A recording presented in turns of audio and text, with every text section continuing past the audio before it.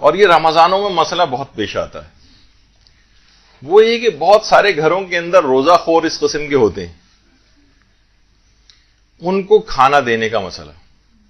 اچھا اب دیکھیں یہاں پر بھی احتیاط واجب سے ایک ریلیکسیشن ملے گی۔ پہلے تو اصل مسئلہ سن لیجئے کہ جان بوجھ کر دیکھیں، پہلی بات تو یہ کہ معذورین کو آپ رمضان میں کھانا پانی دے سکتے ہیں۔ معذورین میں کون ہیں؟ مثلا بہت بوڑھے ہیں جن پر سے روزہ ساقط ہے، بہت سے اتنے بوڑھے افراد گھر پہ ہیں، 90 سال کا کوئی ہے، 85 سال کا کوئی بوڑھا بوڑھی گھر میں موجود ہے، نانا دادا وغیرہ، ان کو دیا جا سکتا ہے۔ اسی طرح سے مثلا کوئی مسافر ہے،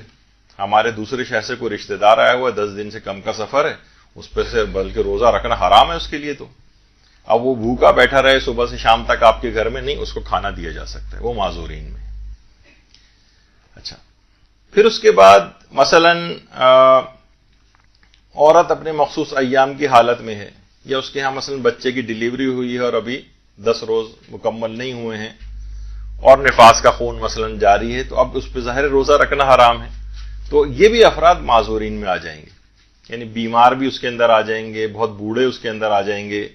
مسافر آ سکتے ہیں، یا یہی ماہانہ عارضے میں یا بچے کی پیدائش والی عورت آ سکتی ہے۔ تو ان کو کہا جاتا ہے کہ ان کے پاس تو عذر شرعی ہے، البتہ ان کو بھی جو کھانا دینا ہے یا پانی پلانا ہے اس کے اندر اس بات کا خیال رہے کہ انداز اور طریقہ ایسا نہ ہو کہ جس سے رمضان کی بہترامی یہ نہیں ہونی چاہیے۔ اچھا اب بہت سے یہ جو کیٹیگریز ہیں، ان کے علاوہ جتنے بھی افراد ہیں جو غیر معذور ہیں، اب اس کے اندر ہو سکتا ہے کہ کسی خاتون کی ہٹی کٹی ساس وہ روزہ نہیں رکھتی ہوں، وہ اس میں آ جائیں، اسی طرح سسر بھی آ سکتے ہیں، بہت سے ایسے لوگ کیسز آتے ہیں علماء کے پاس، ہم نے خود سنا ہے کہ مثلا گھر میں دیور ہیں، جیٹھ ہیں، وہ روزہ رکھتے ہی نہیں ہیں، صبح آفس جا رہے ہیں، ان کے لیے مثلا کھانے پکا کر ان کو دینے ہیں، ان کو ناشتہ کروانا ہے، یا شوہر مثلا بے روزے دار ہے اس طرح کا، وہ کہتا ہے بھائی میں نہیں رکھ سکتا روزے، مشکل ہوتی ہے مجھے، گرمی میں کون، مجھے فیلڈ ورک ہے سارا، میں نہیں رکھوں گا، یعنی اس طرح کے بہانے ہوتے ہیں ان کے پاس جو کہ غیر شرعی، رکھنا پڑے گا اس کو ہر صورت میں۔ تو اب ان کو کھانا دینے کا مسئلہ کیا ہے؟ تو اس کے اندر مسئلہ یہی ہے کہ اس قسم کے جو بھی افراد ہیں،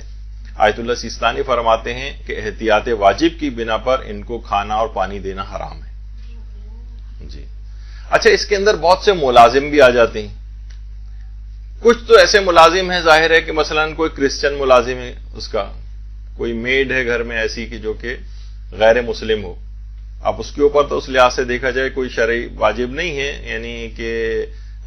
وہ تو ظاہر ہے ان کو تو روزہ نہیں رکھنا ہے، اب ان کو کھانا دینے کا مسئلہ ہے۔ کچھ علماء یہ بھی بیان کرتے ہیں اس میں کہ مثلا وہ صرف کھانا بنا کر رکھ دے، سرو نہ کرے، مثلا عام طور پر حالت روزہ میں افطار کا کھانا بھی حالت روزہ میں ہی بنایا جاتا ہے، مثلا دوپہر کو اس نیت سے بنا لے کہ شام کو بھی کام آئے گا، اور اسی میں ہی وہ روزہ خور جو افراد جو گھر میں موجود ہیں وہ خود ہی کچن میں جا کر نکال کے کھا لیں اس کو، تو وہ وبال گناہ ان کے ذمہ ہوگا۔ لیکن ان کو باقاعدہ ٹرے لگا کے میز سجا کے جو ہے وہ اگر دیا جائے گا تو یہ حرام، احتیاط واجب کی بنا پر حرام ہے۔ اچھا اب مسئلہ یہاں پر یہ ہوتا ہے کہ اچھا اس میں بعض اوقات طلاقوں کی دھمکیاں تک دی جاتی ہیں، مار کٹائی تک کی نوبت آتی ہے، تو اگر اس مسئلے میں کہیں رجوع نہ بھی کیا جائے اور یہ والی کیفیت ہو جائے کہ جو ناقابل برداشت اذیت پہنچ رہی ہے،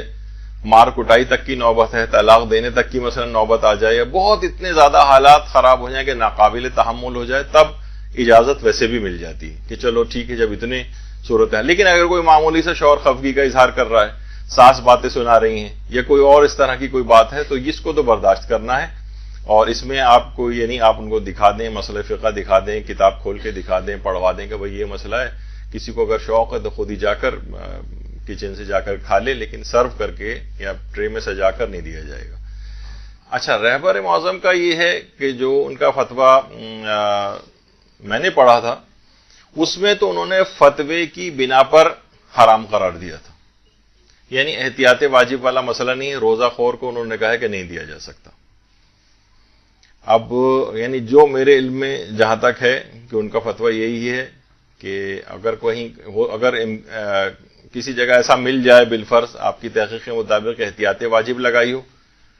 تو پھر دیگر مراجع کی طرف رجوع کا ایک امکان ہوگا، لیکن جہاں تک میں نے پڑھا ہے اس کے اندر فتویٰ ہی ہے۔